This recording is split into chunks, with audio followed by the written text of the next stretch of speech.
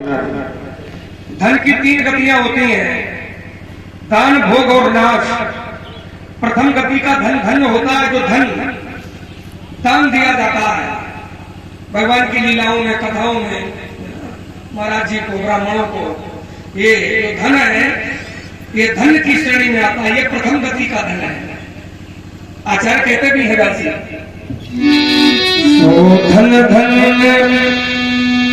प्रथम गति जानी।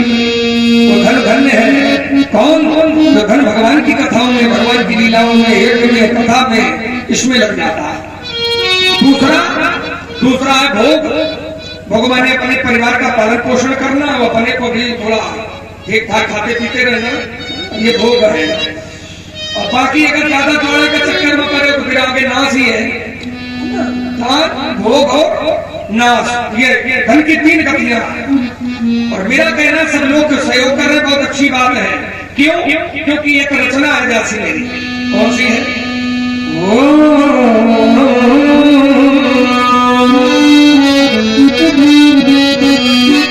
धन को धरा के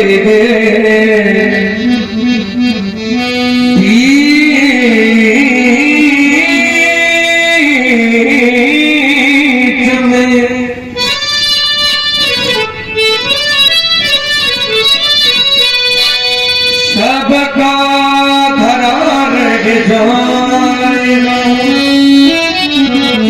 देखो मित्र, जब आए थे तभी कुछ लेकर के नहीं आए थे, जब यहाँ से हम लोग जाएंगे तभी कुछ लेकर के नहीं जाएंगे।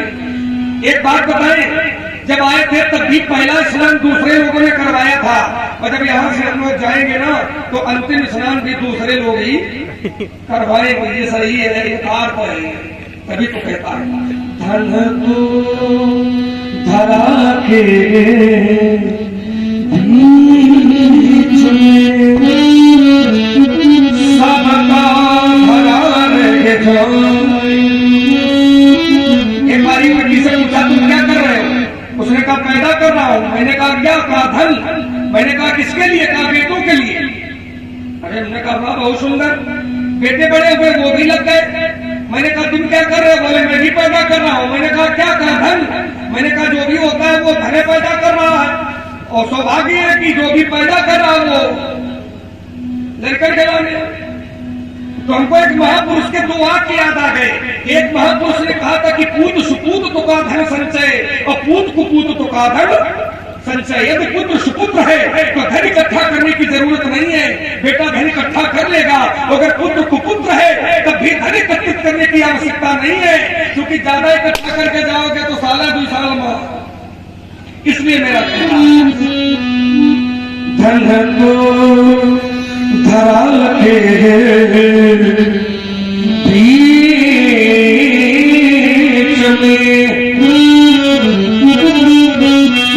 सबका धरा रह जाएगा। पशु भी बंधे रह जाएंगे जब अंत का दिन आएगा। नारी लगे प्यारी तुम्हारी,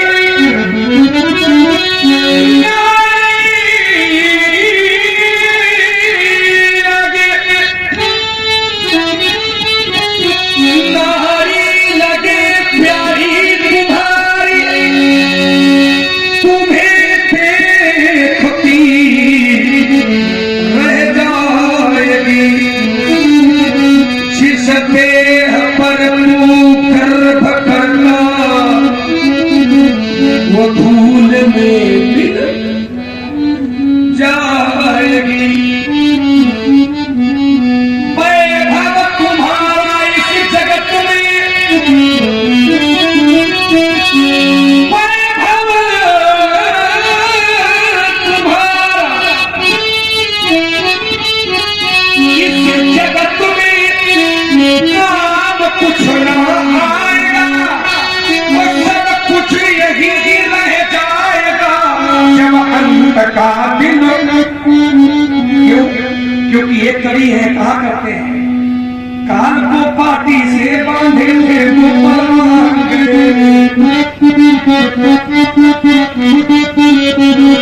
काल को पाटी से बांधे थे वो पलवान मौत हारी थी किससे मौत हारी थी वो सावित्री और सतवाहन गए काल को पाटी से बांधे थे वो बलवान गए मौत हारी थी वो सावित्री और सतवाहन गए इंसाफी कौन गए आए तो भगवान भी आए हैं वो भी एक न एक दिन संसार से चले गए हैं।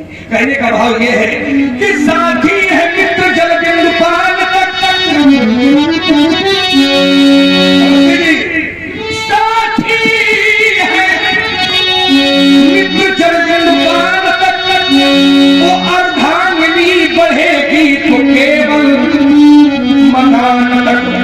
परिवार के सब लोग चलेंगे स्मशान घाट तक और बेटा भी हक निभाएगा वो भी अग्निदान। इसके आगे कोई साथी है क्या? और हमने भूल लिया है। इसके तो आगे केवल भाई भजन भेद साथी और भजन के बिना तू अकेला रहेगा रे मन ये तो दिल का मेला रहेगा कायम जग में झमेला रहेगा। क्योंकि मैंने देखा वैसे कि कोठी पंगोले खड़े के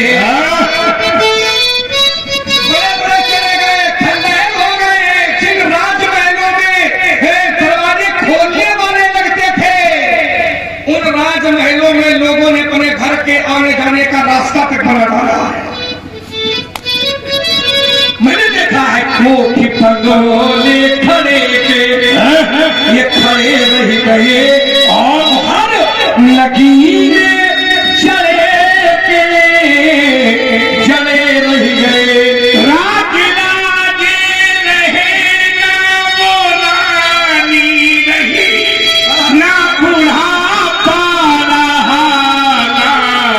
जवानी रही चार दिन का जगत में झमेला जुड़ा चार दिन का जगत में झमेला जुड़ा हंस जब भी उड़ा वो अकेला उड़ा।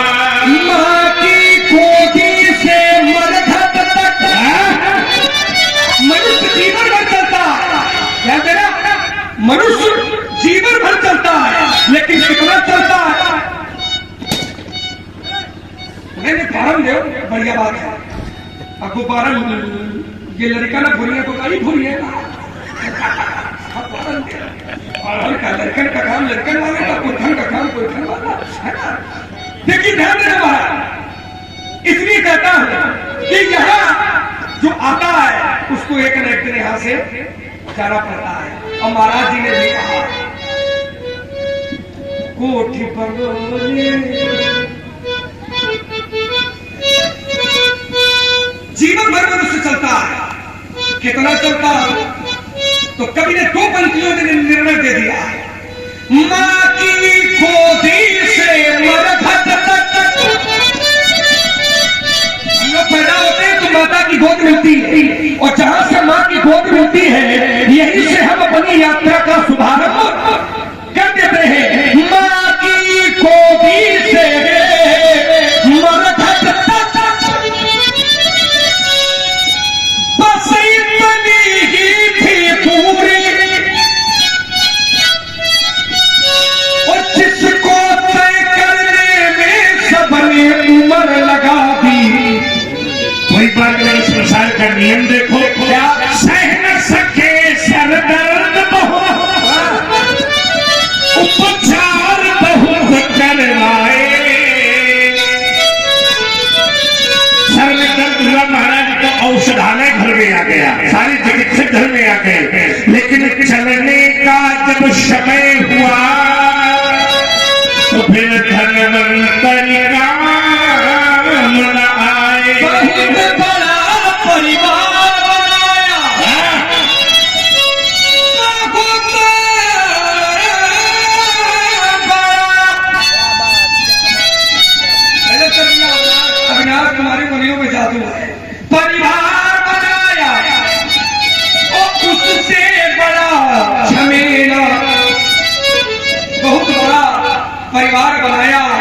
और उससे बड़ा झमेला।